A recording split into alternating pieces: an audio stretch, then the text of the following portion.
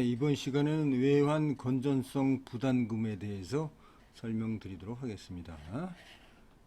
외환 건전성 부담금은 이 외환 업무를 담당하는 은행이나 기관에 대해서 부과하는 분담금인데, 기획재정부 장관은 외화 자금의 급격한 유입, 유출에 따른 금융시장의 불안을 최소화하고 국민 경제의 건전한 발전을 위하여 금융시장에서의 역할, 취급, 외국한 업무 및 외국 통화 표시 부채의 규모 등을 종합적으로 고려해서 대통령으로 정하는 금융회사 등의 외환 건전성 부담금, 외환 건전성 부담금입니다. 이 부담금이라고 한다.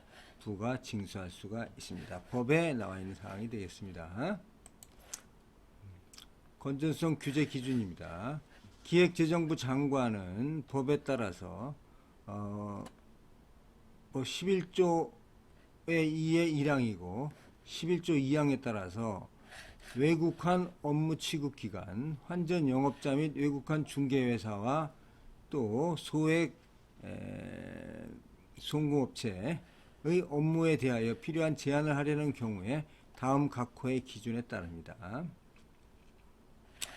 특정 외화부채에 대한 지급준비금의 최저한도를 설정하는 경우에는 외화부채의 범위, 지급준비금의 대상 통화, 적립시기 및 최저한도를 정할 것이고, 그 다음에 외국한 매입 초과액과 매각 초과액의 한도를 설정하는 경우에는 외국한의 매입 초과액과 매각 초과액의 구분 및 한도, 그 산정 기준이 되는 자산 및 부채의 범위, 산정 방법, 시기 및 기간을 정할 것. 그 다음에 외화 자금의 조달 및 운영 방법을 지정하는 경우에는 조달 운영 항목과 항목별 조달 운영 방법을 정할 것. 이거는 좀 기획재정부 장관이 그렇게 해라는 뜻입니다. 외화 자산 및 외화 부채의 비율을 설정하는 경우에는 만기별 자금의 조달 및 항목별 조달 운영 방법을 정할 것. 외화 자산 및 외화 부채의 비율을 설정하는 경우에는 만기별 자금의 조달 및 운용 방법과 자산 및 부채의 범위 및 기준을 정할 것.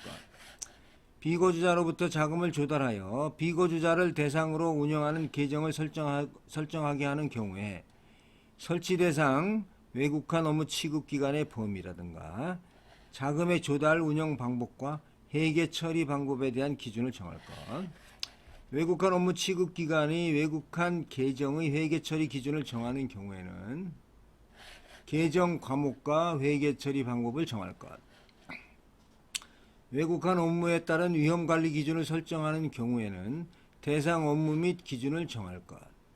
외국한 중개 업무에 대한 기준을 정하는 경우에는 대상 업무 및 운영 방법을 정할 것. 환전 영업자에 대한 환전 업무 기준을 설정하는 경우에는 외국 통화의 매도에 대한 제한 대상 및 기준을 정할 것. 그 다음에 소액 해외 송금 업무에 대한 기준을 정하는 경우에는 외국한 매입 초과액 또는 매도 초과액의 구분 및 한도, 그 산정 기준이 되는 자산 및 부채의 범위, 산정 방법, 시기 및 기간을 정할 것. 이렇게 해서 건전성 규제를 하는 것을 기획재정부 장관이 이런 기준을 정해서 한다, 이렇게 알고 있으면 되겠습니다. 그 다음에 부담금을 부과해야 하는데 그건 부담금 납부 의무자입니다.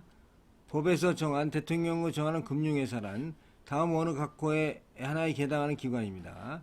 은행법에 따른 인가를 받아 설립된 은행, 농협협동조합에 따른 농협은행, 수산업협동조합에 따른 수산업농협중앙회의 신용사업부분, 한국산업은행법에 따른 한국산업은행, 한국수출입은행법에 따른 한국수출입은행, 중소기업은행법에 따른 중소기업은행,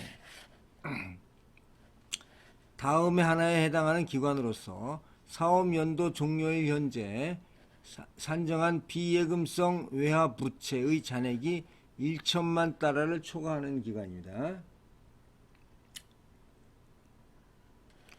자본시장과 금융투자업에 관한 법률에 따른 투자매매업자 또는 투자중개업자, 보험업법에 따른 보험회사, 여신 전문 금융업에 따른 여신 전문 금융회사가 잔액이 1,000만 달러를 초과하는 기간에 대해서는 부담금을 부과합니다. 부과 요율입니다. 부가 징수하는 부담금. 부가 징수하는 부담금은 비예금성 외화부채 잔액의 1000분의 5 이내의 범위에서 금융회사의 영업구역, 비예금성 외화부채 등 만기 등을 고려해서 대통령령으로 정하는 부가요율을 곱하여 계산한 금액으로 합니다. 그러면 대통령령이 어떻게 정하는가 볼까요? 부가요율. 부가요율은 만분의 10입니다. 만분의 10. 다만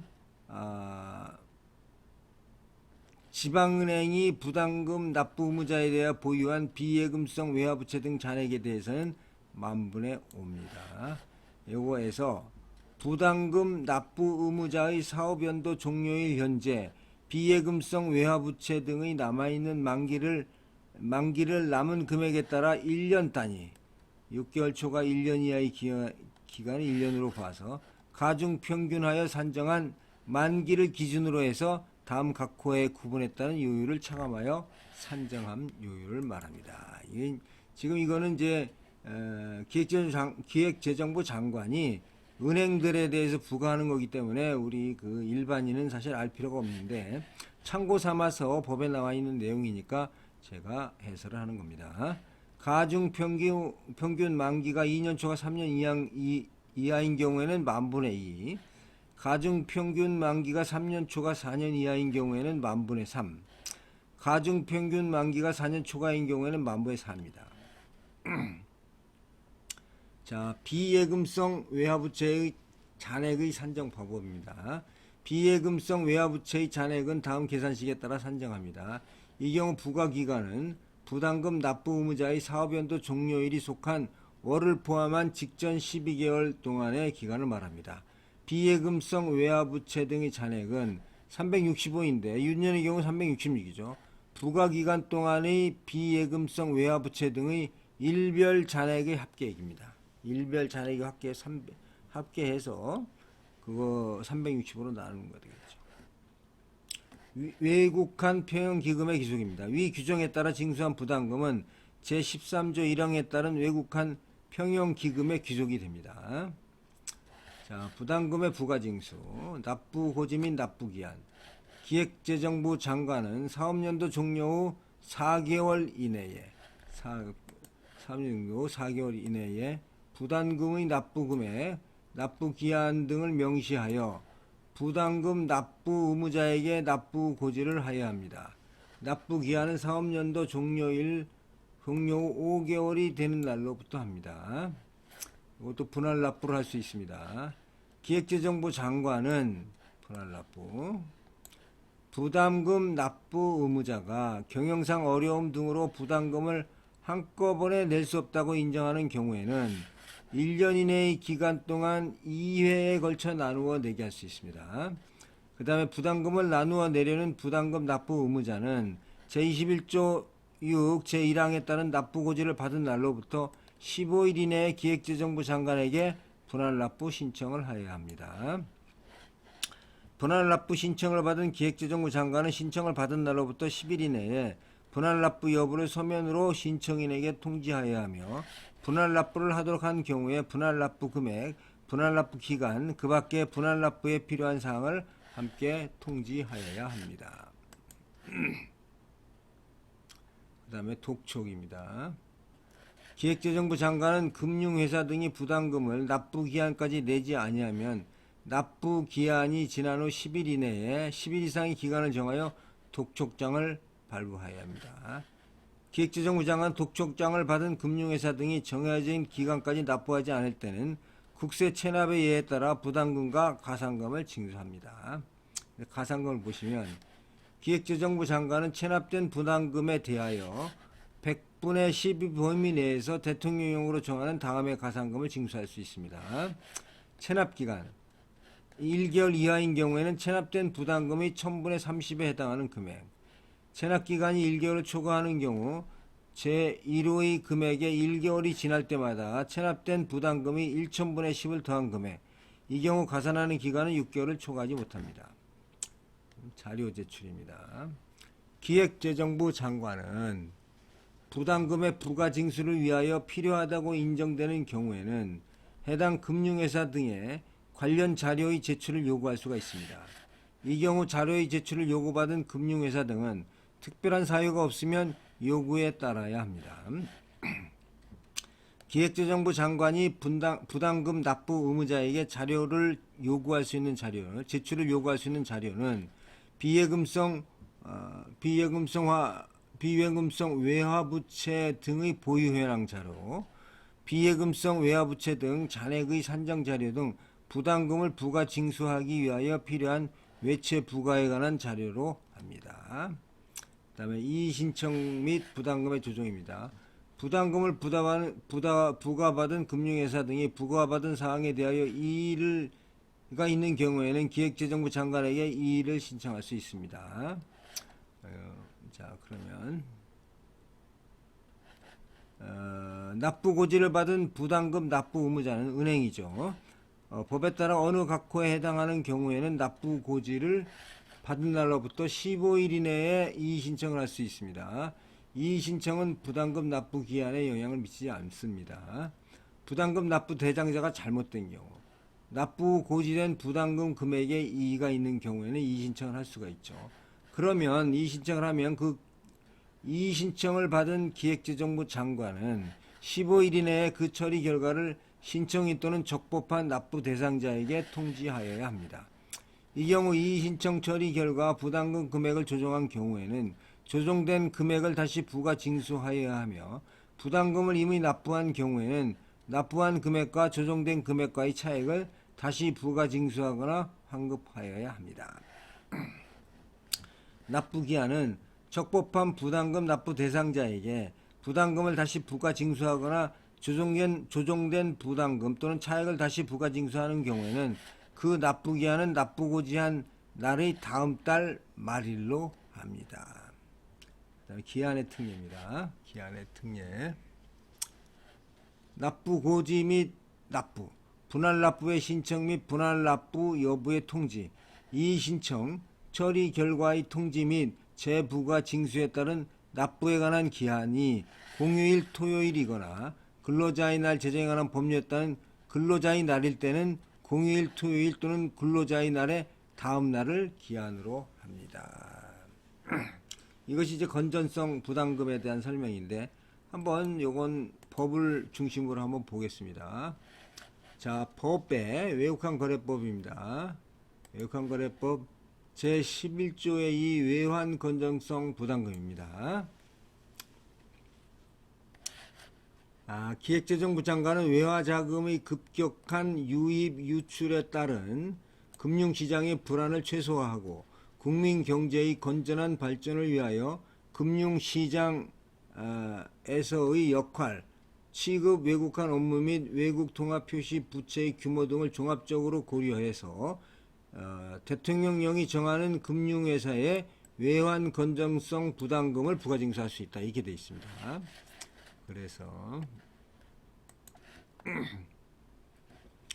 자, 1항에 따라 부가징수하는 부담금은 1항에 따라 부가징수하는 부담금은 1000분의 5 비예금성 외화 부채 등의 잔액의 1000분의 5의 범위 내에서 금융회사의 영업구역, 비예금성 외화부채 등의 만기를 고려해서 대통령으로 정하는 부가요율을 곱하여 계산한 금액입니다. 그러면 비예금성 외화부채가 뭔가, 이거를 또 알아봐야 되겠죠. 시행령에 나와 있습니다. 비예금성 시행령에 보면은 비예금성 외화부채 등입니다. 법에 대통령령으로 정하는 것이라 하면 외국환 계정의 개정 과목 중 지급 결제를 위한 계정,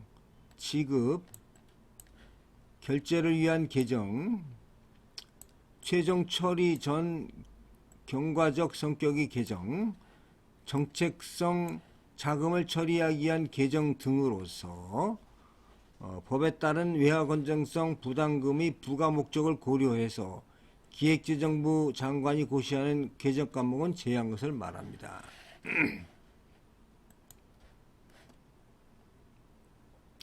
자, 부담금 납부 의무자입니다. 부담금 납부 의무자는 은행이라 그랬죠. 은행, 농협은행, 수협은행, 한국산업은행, 한국수출입은행, 중소기업은행, 기타 이런 그 자본시장과 투자매매업자, 보험회사, 여신 전문 금융회사 중에서 잔액이 미와 1,000만 달러를 초과하는 기관입니다.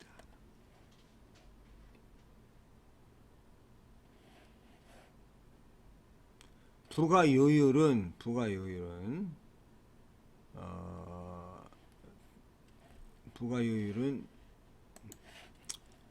대통령령으로 정하는 부가요율이란 만분의 10입니다. 만분의 10 만분의 10에서 부담금 납부 의무자의 사업연도 종료일 현재 비예금성 외화부채 등의 남아있는 만기를 남은 금액에 따라 1년 단위로 가중평균하여 산정한 만기를 기준으로 아까 우리가 저기 그 식으로 설명을 했습니다. 그래서 만기가 2년 초과 3년 이하인 경우 만분의 2, 3년 초과 4년 이하인 경우에는 만분의 3, 가중평균 만기가 4년 초과인 경우에는 만분의 4입니다. 그리고 그 외금성, 그 비예금성 외화부채 등 잔액 산정 방법이 나와 있고, 부담금 감면 기간의 적용 등입니다. 그 다음에 설명을 드렸습니다. 부담금의 징수 및 이의 신청을 하는 경우에는 기획재정부 장관에게 해야 되겠죠. 기획재정부 장관은 분할 납부도 할 수가 있습니다. 납부 기한으로부터 1년 이내의 기간을 나누어 4회의 범위 내에서 나누겠습니다. 제가 아까 2회라고 설명드렸는데 이것이 2021년 6월 8일 개정이 됐군요. 그래서 4회의 범위 내에서 나누어 낼 수가 있게 되겠습니다. 그 다음 가상금은 이 부담금을 체납했을 때 체납 기간에 따른 가상금을 이렇게 부과를 하게 되겠습니다. 이의신청 및 부담금의 조정. 이의신청은 납부 고지된 부담금 금액에 이의가 있는 경우입니다. 15일 이내에 처리 결과를 신청인 또는 적법한 납부 의무자에게 통지하여야 합니다. 시행령상.